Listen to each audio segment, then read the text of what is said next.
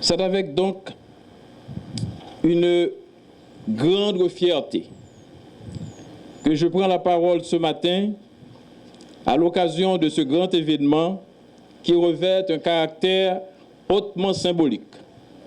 Il indique de manière précise que le dialogue, la bonne foi, la raison, la sagesse et l'esprit patriotique sont les ingrédients essentiels dans l'aménagement d'un espace de stabilité et d'apaisement pour le triomphe des valeurs républicaines. Lorsque le gouvernement de consensus que j'ai dirigé depuis le 19 janvier 2015 a pris les rênes du pouvoir, il n'avait que deux objectifs clairement définis: l'apaisement sociopolitique et l'organisation des élections. Effectivement, nous avons ramené la paix dans les rues, les échanges entre adversaires politiques devinrent moins violents, moins émotionnels, moins démonstratifs. Au moment d'initier le processus électoral, en mars 2015, j'avais aussi lancé un vibrant appel aux acteurs politiques, partis politiques et regroupements de partis à plus de retenue, de tolérance et de fair-play démocratique, mais aussi à la vigilance, car en fin de compte, c'est Haïti qui doit gagner par-dessus tout. Les élections du 9 août et du 25 octobre 2015 se sont passées comme nous le savons tous, débouchant, suivant les attitudes des uns et des autres, aux considérations de plus en plus contradictoires les unes des autres. Il reste cependant qu'elles ont accouché de cette 50e législature qui vient de jouer un rôle historique de premier plan en servant de cadre institutionnel permettant au pays d'écarter le chaos et l'anarchie qui le menaçaient en raison du vide provoqué par la fin du mandat du président Michel Joseph Martelly suite au report sine die du second tour des présidentielles prévu pour le 24 janvier dernier. Je me félicite d'avoir accompli une bonne partie des objectifs que je m'étais promis d'atteindre, dont la création des conditions objectives permettant la mise en place d'une institution aussi essentielle et aussi vitale pour la démocratie qu'est le Parlement. Ce n'est pas un hasard que ce Parlement, cette 50e législature, s'est retrouvé au cœur du processus historique d'élire un président provisoire et de ratifier la déclaration de politique générale d'un Premier ministre qui devront inexorablement poursuivre le processus électoral déjà enclenché. Monsieur le Président provisoire de la République, Monsieur le Premier ministre, Mesdames, Messieurs, deux institutions légitimes du pays, la présidence et le Parlement, ont dialogué et parvenu à un accord dont la première étape fut l'instauration de la présidence provisoire actuelle, suivie d'un pas important que nous sommes en train de célébrer, à savoir l'installation d'un nouveau gouvernement.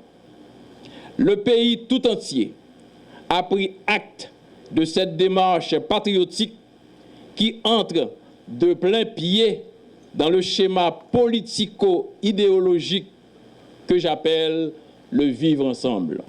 J'ai signé l'arrêté nommant le Premier ministre Henneck Jean-Charles moins de 72 heures après le refus de la Chambre des députés de voter favorablement l'énoncé de politique générale du Premier ministre Fritchan.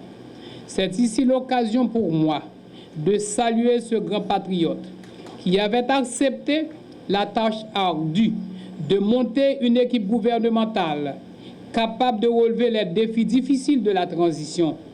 Gagner la confiance du Parlement s'avérait une gageure bien malaisée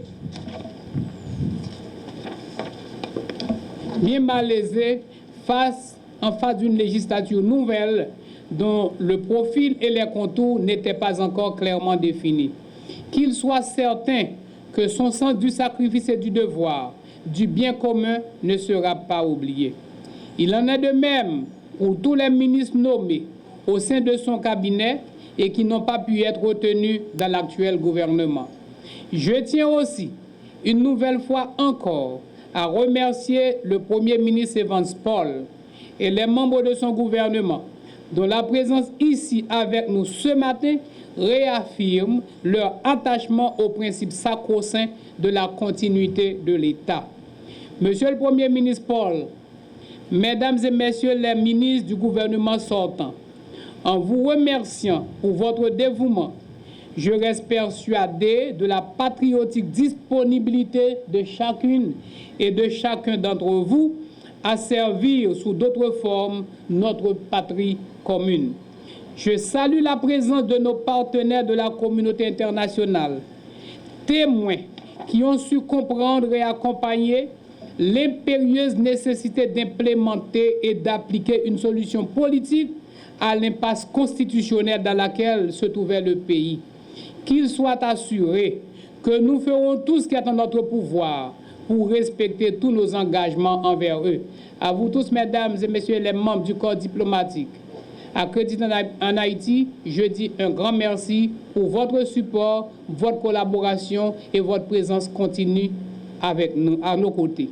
Je remercie mes anciens collègues parlementaires, les honorables députés sénateurs, les groupes politiques, les membres de la société civile, les acteurs du secteur privé qui ont permis au pays de surmonter cette nouvelle épreuve qui menaçait de saper la volonté partagée d'assurer la continuité institutionnelle et la poursuite du processus électoral initié en l'année 2015. Et ceci conformément à l'accord du 5 février dernier. Je remercie enfin et surtout le peuple haïtien, dans toutes ses composantes, pour sa patience, la maturité politique dont il a fait preuve et pour avoir maintenu dans le pays une atmosphère calme et sereine en ces moments d'incertitude et de grande préoccupation. À vous, peuple haïtien, un grand merci pour votre patience.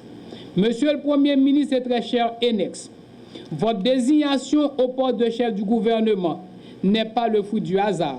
Votre carrière est un témoignage de votre engagement à servir l'État, mais surtout de votre habileté à dénouer les conflits et toujours chercher des solutions consensuelles dans les moments qui ont marqué votre passage, aussi bien dans la présidence que dans les autres fonctions que vous avez eu à occuper.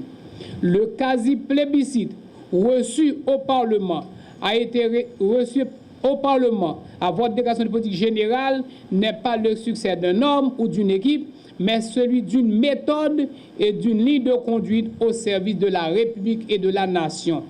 Monsieur le Premier ministre, c'est dans la droite ligne de cette méthode que je vous enjoins à exercer vos fonctions de chef du gouvernement.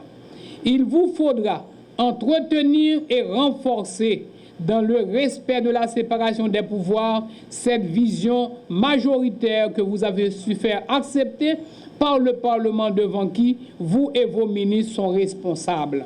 Le gouvernement que vous aurez à diriger n'est pas la résultante de la victoire d'une équipe politique, mais bien celle d'un consensus difficilement obtenu.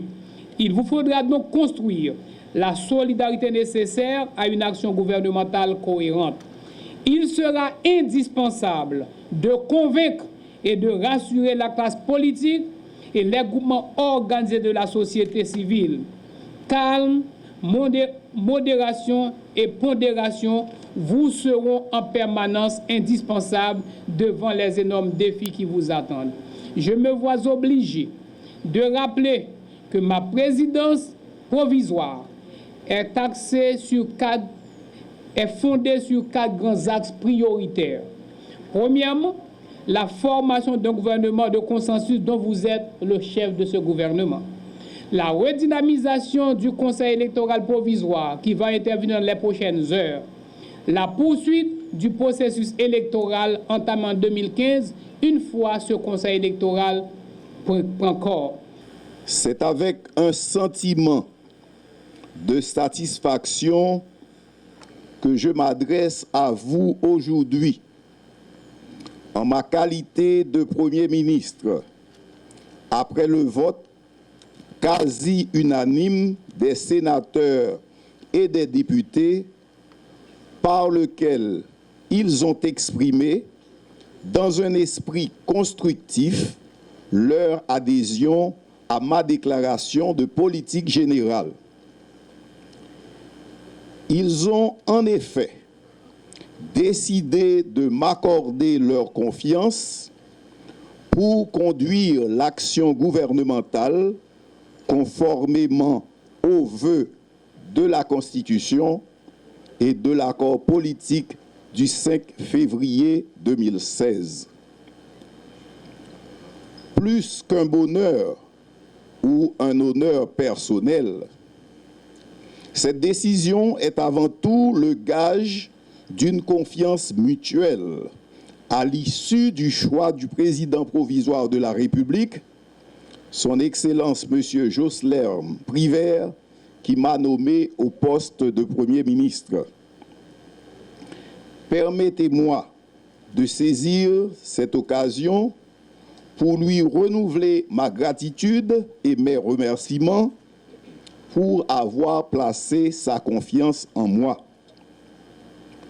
Je voudrais également remercier, au nom de tous les membres de mon équipe gouvernementale, les honorables sénateurs et députés qui, je le répète, dans un élan de concorde, d'entente, de compromis et d'abnégation, se sont élevés au-dessus des clivages politiques, des sensibilités idéologiques et des intérêts partisans pour doter notre pays d'un gouvernement de consensus que j'aurai l'honneur de diriger aux côtés du président de la République, son Excellence, M.